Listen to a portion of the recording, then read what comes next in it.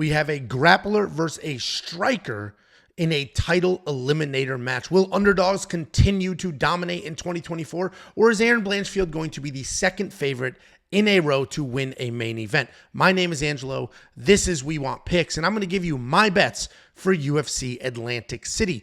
Before I do, let me give you $50. The only thing you need to do is go to wewantpicks.com/bets, sign up with any one of our betting partners, make a deposit, and we send you $50. It's affiliate marketing. You're going to use the link to make your account. They're going to pay me, and then I'm going to slice off some of that money and give it right back to you. wewantpicks.com, sign up, make a deposit. We'll send you $50. Before I give you my bets, let me tell you about our premium membership offering. It's not just some random Patreon with a list of a couple of bets that I'm going to tweet out for free anyway. It is a full functioning website with tools, insight, bets, information, and more. One of those bets is the safety parlay. And while it did miss last week, it's not on the greatest run. If you zoom out and you look at it historically over the last 2 years, it is a wildly successful bet. It is one single parlay for the most part. Sometimes I'll give you two for every single event, and it hits at a 70% event win rate. It has a lifetime ROI of almost 30%. In this sport, where a referee could change everything, where a bite can change something, a single punch can change everything, this is a beacon of stability. You can unlock this right now at wewantpicks.com. Just click Become a Member at the top. It's only $10 a month. And as we all know, UFC 300 is in that time range. But you're also going to get tools like the line movement tracker. This is going to give you the opening odds, the current odds, the win probability, and the line movement for every fighter on every card. You're going to get the detailed data, metrics, and analytics. I like to use this for prop bets specifically. Very quickly, you can see your two fighters. You can quickly see the takedown defense versus the takedown accuracy, the takedown defense versus the average takedowns per fight. You can see significant strikes landed, absorbed, and you can use all of that, take it to DraftKings or BetOnline, and hop on those significant strike and takedown lines. All of this and a million other things I don't have time to mention. WeWantPicks.com. Click Become a Member at the top. It's only $10. There's no tiers. There's no tricks, no upsells. $10 for every single thing we do, fantasy and betting. Let's talk about this card. You'll notice there's not a ton of names on the most confident favorite section, and that's because this is a tricky card. There's a lot of decent matchups. There's a lot of fights that can go either direction. There's a lot of people who I think win, but there's a very clear path for them to lose. So we're stuck with these three as people I'm very confident in. And the first one is immediately controversial. Nursultan Ruzaboyev. When I saw this slate and I saw his name, I immediately said, well, that's my most confident favorite on this card. He's fighting SD Dumas, the same guy who can't defend takedowns, the guy that got smoked by Josh Freem, the guy who barely beat a 40-year-old who was afraid to engage. And we got Nursultan Ruzaboyev, who is a nasty grappler, and in his last fight just showed us that he also has some insane power. I don't know why his line is tightening. His line is tightening. Every single day, he is a smaller and smaller favorite, and I have no idea why. I thought he would balloon up to minus 600, genuinely. And then I see people on the internet, oh, I bet $2,000 on SD Dumas. It is blowing my mind. The one and only thing I can understand is people saying, oh, Nursultan's cardio.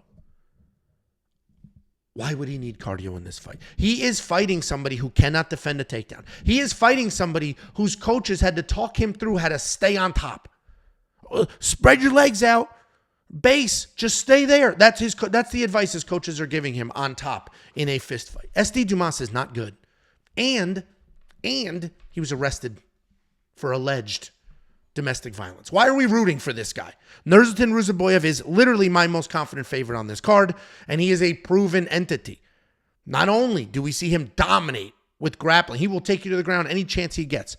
We also just saw insane power from him in a knockout over a very dangerous, very prospect, huh? That's where I was going with that sentence. A very dangerous prospect in his last fight. Then Lupita Godinez. She's somebody that I've gotten more confident in as the week has gone on. When I first saw Lupi versus Verna, I was like, ooh, boy. Verna can just come forward and shoot a million takedowns. Like, that's what Verna does. She's aggressive with the takedown. She's strong. She can hang out on top. Like, Virna can come forward and drag Lupi to the ground.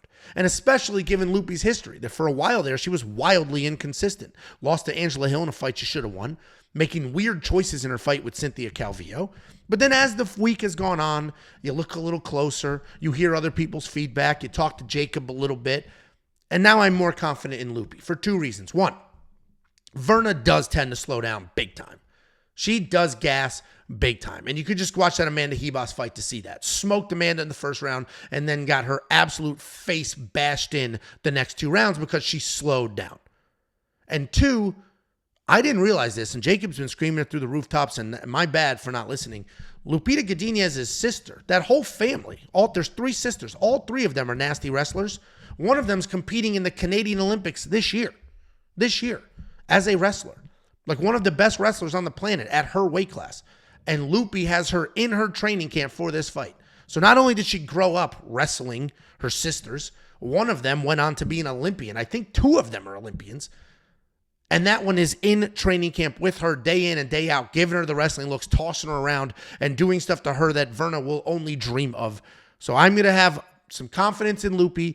The past inconsistencies, I think, are past us. Now that Lupita has moved down to the Lobo fight gym, she has been more consistent. So let's see what happens here. She's going to be a million times the better striker. She's just going to have to defend the takedowns. So I am gaining more confidence in her. I'll show you her bet in a minute. And then we have Jamal Emmers. And anytime you have somebody fighting Nate Landwehr, it's hard to be super confident in them because Nate Landwehr, Jamal's opponent, just going to come forward, all gas, no brakes, stay in your face.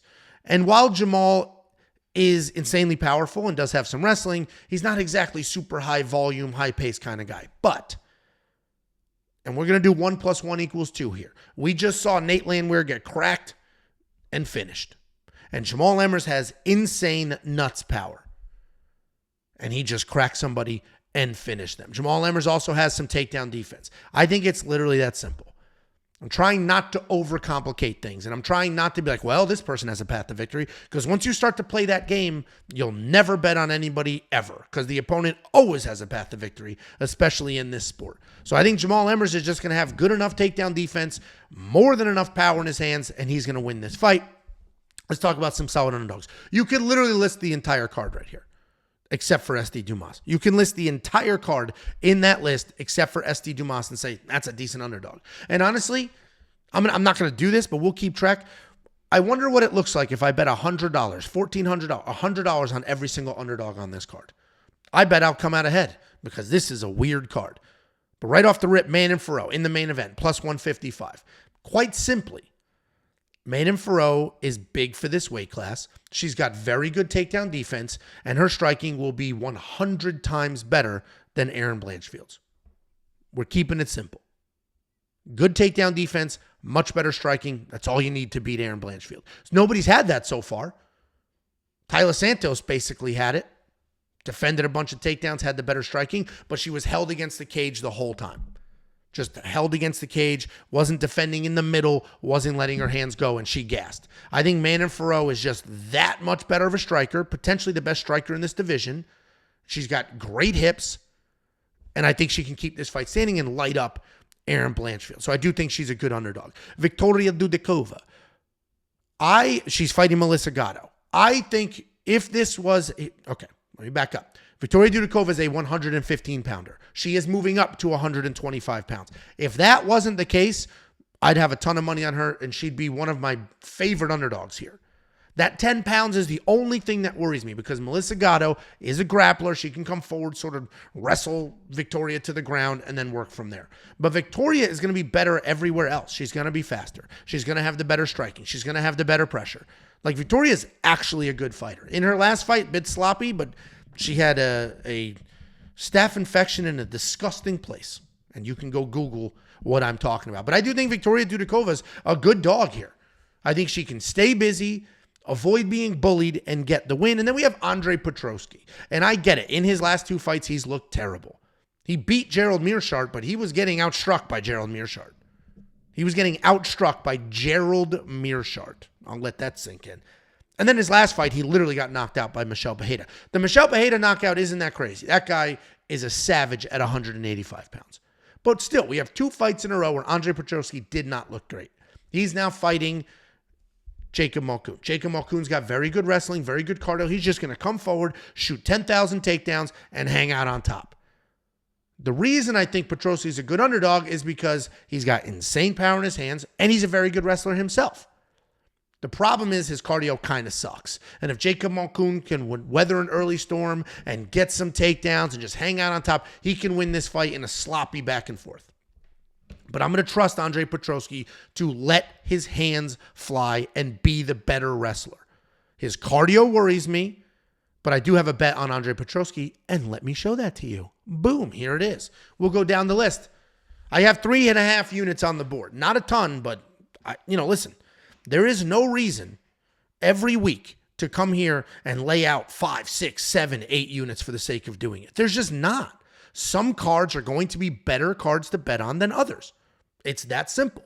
And when we get those cards, we lay it out there. If you look at my history on this year, I'm up this year. I'm up $500. A unit for me is $100. So I'm up 5 units so far this year. And we've had some sketchy cards.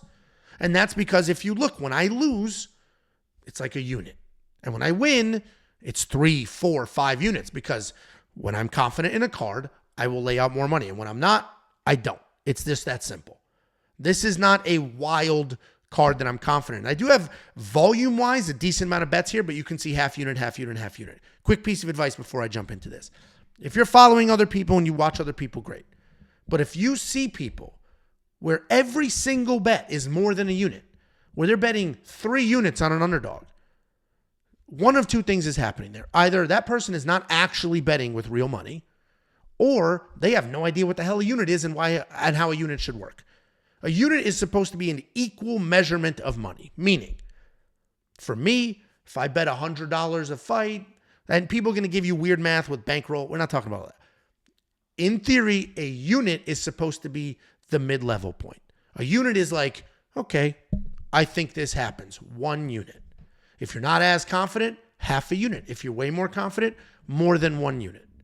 Okay, and people are going to give you weird math. Well, it's 5% of your bankroll. Forget, I'm not going to overcomplicate this with math. What I am going to say is, if there are people out there that you have never seen bet 1 single unit on anything, because every bet is 3, 4, 5 units, that person either has $10 units and they're pretending that they're more, or they don't know what a unit. Increase your freaking unit. If your base is 3 units, then a unit is too small. Your unit should be tripled. And that's how that should work. In theory, the way it really should work is you're always trying to get 1 unit out of a fight result. So right off the bat, Ibo Aslan, minus 115. I should be betting 1.15 units, so the return is 1 unit. And then if we go down, I got that loopy Jamal Emmers parlay plus 155. I should be betting 0.45 units, so that 1 unit is the return. That's how that should work. I don't understand when I see people, oh, I've got 6 units on SD Dumas. Your units are too small. Your units are too small. It just doesn't make any sense. Or you're not actually betting with real money. And the reason units too small can be a problem is because, let's say for you, $10 is a unit. Totally fine. Like by all means, I'm not going to unit shame here. A unit could be $1. I don't care. That's why we talk in units and not dollar amounts. Because if I say $100, somebody's going to say, you loser, that's it. I bet 1,000. And somebody's going to say, whoa, that's crazy. So that's why we talk in units. But if you have an underdog, 2-1 underdog, and you're putting 3 of your units on there, it doesn't make any sense.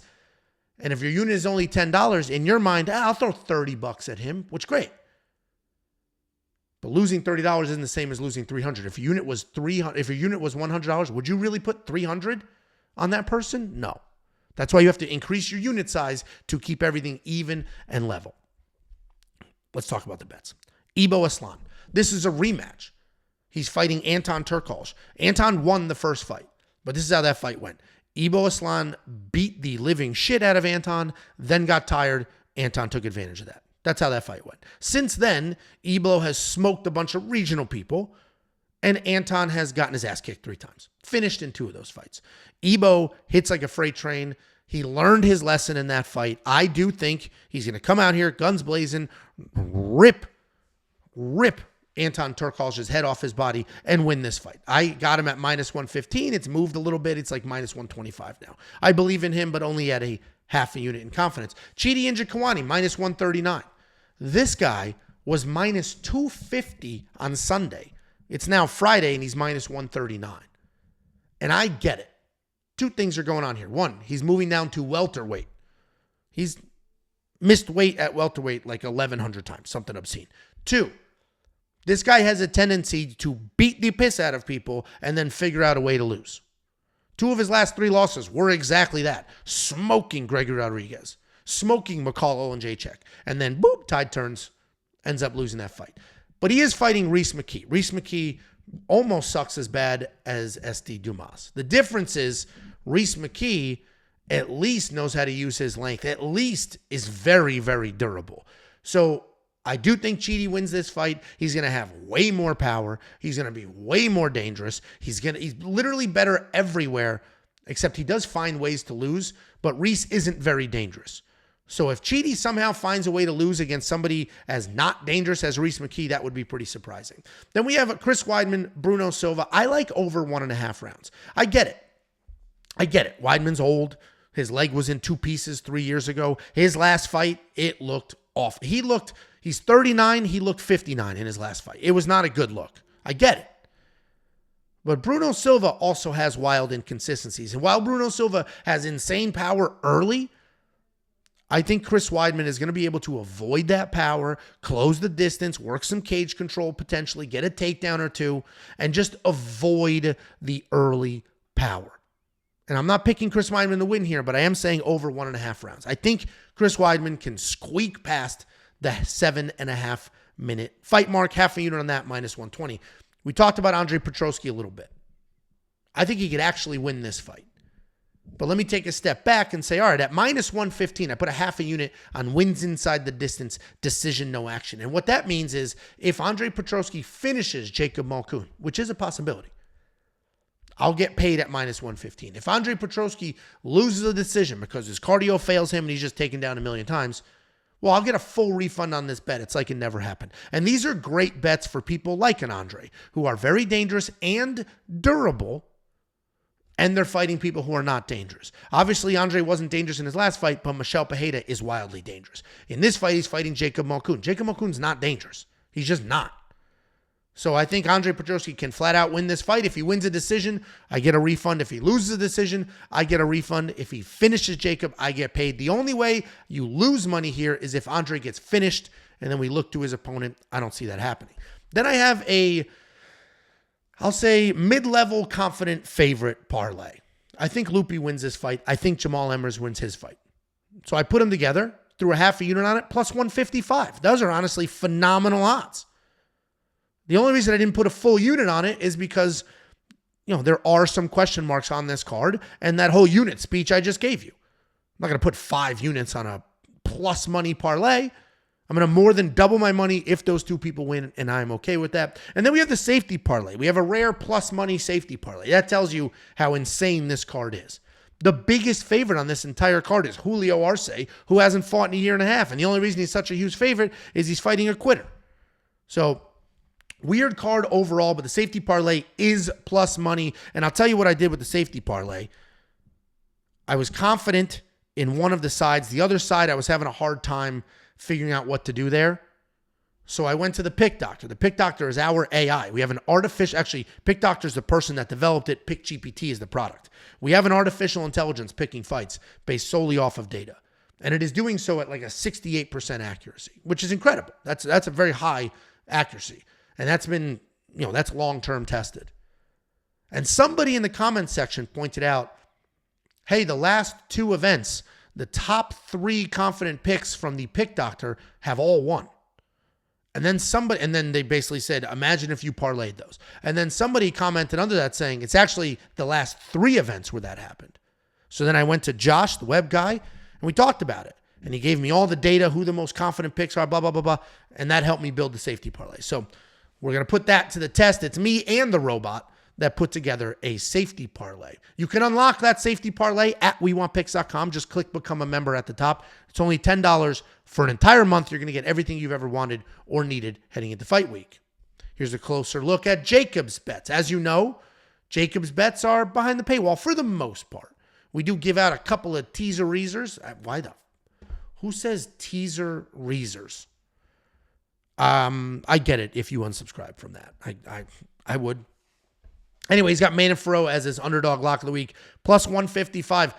She's now, you can get better odds in certain places. If you go to BetOpenly, she's going to be plus 170. But all the reasons I picked Manon Fiorot, so did Jacob. And go watch his lock of the week highlight video. He it's biased, but he visualizes the striking difference between Manon and Aaron Blanchfield. And then he has 8 total units on the board, and one of those other bets is Angel Pacheco wins inside the distance decision, no action. That's the exact same bet I mentioned for Andre Petrosky. If Pacheco can finish Callan Loughran, he'll get paid out at plus 300. If Pacheco loses the decision because Callan's just going to take him down, hold him against the cage, full refund on that bet. So these are 2 of Jacob's bets. He's got 8 total units on the board. You can unlock everything he does. WeWantPicks.com. Click Become a Member. $10 a freaking month for everything that we do. Here's a closer look at BetOpenly. The reason we highlight BetOpenly here is it is not a sports book. It's peer-to-peer betting, human to human. And because it's not a sports book, they don't need to beat you. That's how, DraftKings, the only way they make money is if they take yours. If you win every week, they go bankrupt. It's just their business model is we have to be smarter than the people. BetOpenly's business model is the more people that use this platform, the more we make, and we don't care who wins or loses because I will put a bet on the board. Another human being, whether I know them or don't know them, will grab the other side of that bet. And if I win, I take their money. If they win, they take my money. And BetOpenly takes 1% to process all the transactions, keep the website rolling, pay the developers, and do all of that. And because of that, you're going to get better odds across the board. An even money fight on a sports book is minus 110, minus 110. 10% goes to the house no matter what. No matter what side wins, they make money. An even money bet at BetOpenly is plus 100, plus 100. Literally dead even. So check them out. You can go to WeWantPicks.com/BetOpenly or just go to BetOpenly.com. Jacob does have his lock of the week bet up there every week. If you bet on it last week, you would have made some money. This week, same thing. Pick Aaron Blanchfield, bet Aaron Blanchfield. You could take Jacob's money. I have my safety parlay up there every week. The way the safety parlay works, or the way any parlay works on BetOpenly, is if you're betting the other side, if you're betting me, you're betting against my parlay, you just need one leg to lose. Okay, if the parlay breaks, that's how you get paid. And my advice to you, the easiest way to make some money on some of these sketchiest cards is go to BetOpenly, look at all of the parlays on the board, and anybody that's got a 3, 4, 5 leg parlay, just bet the other side. Just bet the other side. The odds of that parlay breaking are very good. Just bet the other side. Somebody got a little aggressive. Ooh, I'm going to parlay all the underdogs. Look at the payout. Just bet the other side. One of them will miss, and then you will get paid. Ton of fun, and nothing better than arguing with somebody and settling that argument with a BetOpenly link. And don't forget, I'll send you $50. WeWantPicks.com/bets. Sign up, make a deposit. We send you $50 as a thank you.